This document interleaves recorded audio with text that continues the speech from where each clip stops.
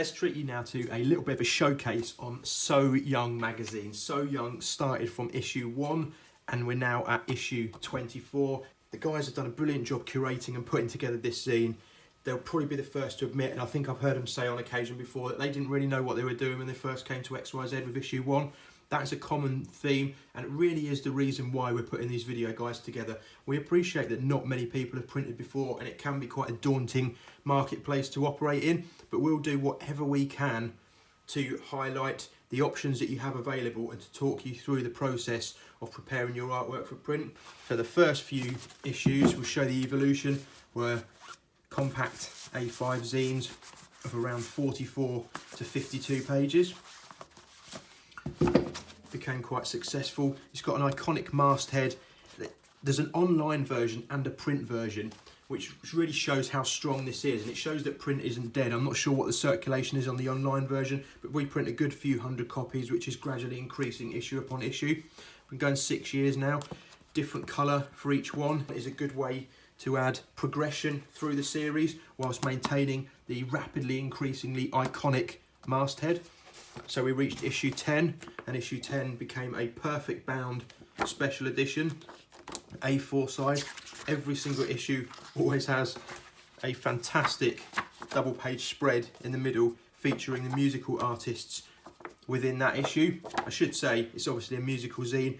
I'm sure the guys are humble enough to back this off, but I'm pretty sure they played a big part in some up and coming bands getting the exposure that they needed and then ultimately reaching the heights that they have done today.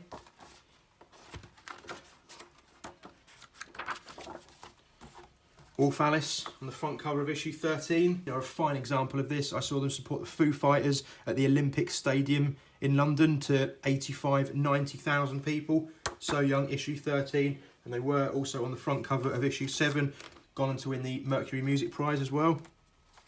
If you haven't seen Wolf Alice play live, they are quite simply the greatest band out there at the moment. So at issue 11 or 12, we made a step up to B5 size, so 250 by 176. So that's a good chunk larger than A5. Plenty more content we could squeeze in. There is a loose format for the page layout, but really the illustrations and the content dictates exactly what goes onto each page.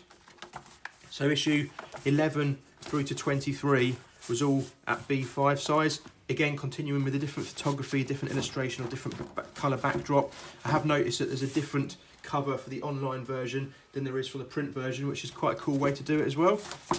Was originally given away free, but now you do buy the copies.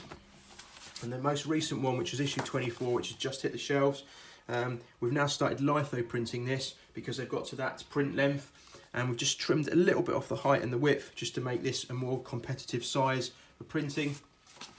Get more copies into print for less, obviously increase your margins.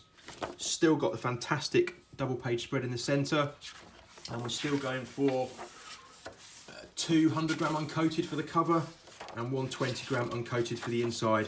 It's a really neat zine. Oh, it smells magnificent as well. Ink on our litho press is absolutely colossal. You could eat it.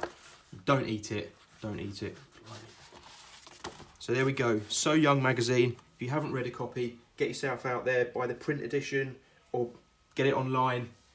Really, really great music magazine. If you're about to print a music magazine, do get in touch with us at XYZ, and we want to help get you into print as well.